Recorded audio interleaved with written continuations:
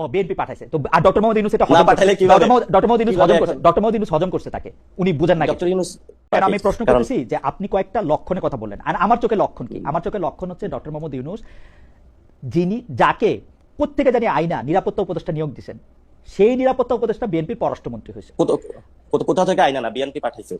ও BNP পাঠাইছে তো, আর doctor Mohammad Yunus এটা না পাঠাইলে কিভাবে? ডক্টর মোহাম্মদ ইউনূস হজম করছে, ডক্টর মোহাম্মদ ইউনূস হজম করছে তাকে, উনি বুঝেন না ডক্টর ইউনূস তো শুধু এটাও হজম করে না, অনেকেও হজম করছে, সবাইকে নিয়ে চলতে চাইছে, একটা উনি ইউনিটি বা শুধু ঐক্য হজমই করে ধরে গেছে। চাইছে। উনি উনার অ্যাটর্নি জেনারেল এখানে আইনমন্ত্রী হয়েছে, উনার প্রেসিডেন্টকেই প্রেসিডেন্ট রাখা দেওয়া হয়েছে, উনার কারণেই এই আপনারা তাকে অসম্মান করে রাষ্ট্রপতির কথা যে বলে, উনার কারণেই রাষ্ট্রপতির কাছে শপথ দেওয়া হয়েছে। কারণ উনি কাকে অসম্মান করা হয়েছে? না, অসম্মান আমি উদ্যোগ করলাম যে ধরেন সাবেক রাষ্ট্রপতিকে নিয়ে আপনারা বলেন যে উনি আওয়ামী লীগের রাষ্ট্রপতি ছিলেন, কিন্তু ডক্টর মোহাম্মদ ইউনূসই ওই রাষ্ট্রপতির কাছেই আপনাদের শপথ নিতে বাধ্য করছে, তাই না? না, ডক্টর ইউনূস বাধ্য করে নাই, ডক্টর মোহাম্মদ ইউনূস ওনার কাছেই শপথ নিতে চাইছেন। অ্যাবসলিউটলি সাবেক ছাত্রলীগ ক্যাডার যে চুপ্পু সাহেব, ওনাকে সাহেবে বলি যেহেতু উনি একটা বড় মাপের ক্যাডার, তো উনি ওই সময় হেড অফ দ্য স্টেট তো রাষ্ট্রপতি ছিল। আমরা সেই সময় বলেছিলাম যে স্টেটটা এটার বাইরে গিয়ে আমরা নতুন ভাবে গঠন করতে পারি কিনা। তো সেই সময় তো সকল শক্তি রাজি ছিল না, এটা ইতিমধ্যে মির্জা ফখরুল ডক্টর ইউনূস সাহেব কি রাজি ছিলেন? ডক্টর ইউনূস সাহেব কি রাজি ছিলেন? ডক্টর ক্ষমতাটা ওই সময় যদি ডক্টর ইউনূস জনগণের যে ম্যান্ডেট সেটার উপরে উনি করতেন, কিন্তু 5 তারিখে যখন সব রাজনৈতিক দলকে ক্যান্টনমেন্টে প্যাকেট করে নিয়ে যাওয়া হয়েছে, তারপরে ডক্টর ইউনূসের কি করার ছিল আপনি বলেন?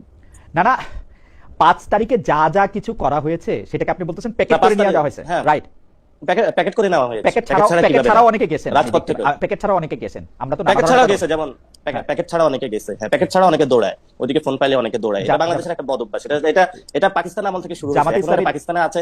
জামাত ইসলামী প্রধান প্যাকেট সহ গেছেন, প্যাকেট করে নিয়ে গেছেন নাকি এমনি গেছেন? আপনি কেন জামাত ইসলামী স্পেসিফিক বলতেছেন? আপনি কেন স্পেসিফিক বিএনপি? জামাত ইসলামীর নামটা ওয়াকারুজ্জামান, আমি বলি জামাত ইসলামীর নামটা ওয়াকারুজ্জামান সবার আগে বলছেন, সেজন্য আমি জামাত ইসলামী বলবো, তারপরে বিএনপি বলবো, তারপর জাতীয় পার্টি বলবো। আপনাদের তখনও কোনো পার্টি হয় নাই, আপনাদের মধ্যে থেকে কি প্যাকেট হয়ে গেছে, প্যাকেট ছাড়া গেছে সেটাও বলেন, একবারে সবগুলি বলে দিলাম।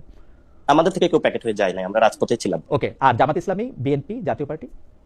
আমি তো কোনো রাজনৈতিক দল স্পেসিফিক করি না, আমি তো সব রাজনৈতিক দলে গিয়েছিল সেখানে। না, আপনি বলছেন কেউ প্যাকেট ছাড়া গেছে, আপনি মানে কেউ স্বেচ্ছায় গেছে, কেউ স্বেচ্ছায় গেছে, কেউ নিজের ইচ্ছা গেছে, কে গেছে নিজের ইচ্ছা? সবাইকে প্যাকেট করে নেওয়া হয়েছিল। কেউ ক্যান্টনমেন্টে নিজের ইচ্ছা যায়, কার ভালো লাগে? যারা রাজনীতি করে পাবলিক আইতে, তারা তো কেউ আসলে ক্যান্টনমেন্টে যাইতে চায় না, এবং আমরা তো এটা বিশ্বাস করি যে ক্যান্টনমেন্টে হলো রাজনীতিকে ম্যাডলিং করা উচিত না, এবং যেটা বাংলাদেশে বরাবরই হচ্ছে, এটা কেউ অস্বীকার করার জো নাই যে হচ্ছে। তো আমরা চাই না এটা থাকুক। তো আজকে এই পর্যন্তই, কিন্তু প্রশ্নগুলো এখানেই শেষ নয়। এই দেশ, এই রাজনীতি, এটা আমাদের সবার। আপনি, আমি, আমরা সবাই মিলে গড়ে তুলব সচেতনতার একটা মঞ্চ। আপনার ভাবনা, আপনার চিন্তা এবং আপনার মতামত আমাদের দরকার। তাই কমেন্টে লিখে জানান এই মুহূর্তে আপনি কি ভাবছেন এবং আপনি কোন দিকে তাকাচ্ছেন। এটা একটা ভিন্ন মতের প্ল্যাটফর্ম। এখানে প্রশ্ন করার সাহস আছে, সত্যের পেছনে ছুটে চলার স্পর্ধা আছে। চ্যানেলটি ভালো লাগলে অবশ্যই সাবস্ক্রাইব করে পাশে থাকুন, কারণ একটা ক্লিকেই হতে পারে হাজারো অন্ধকার ভেদ করে আলো খোঁজা শুরু। ফিরছি পরের পর্বে আরো খোলামেলা বিশ্লেষণ নিয়ে। সে পর্যন্ত সবাই ভালো থাকুন, সুস্থ থাকুন। আল্লাহ হাফেজ।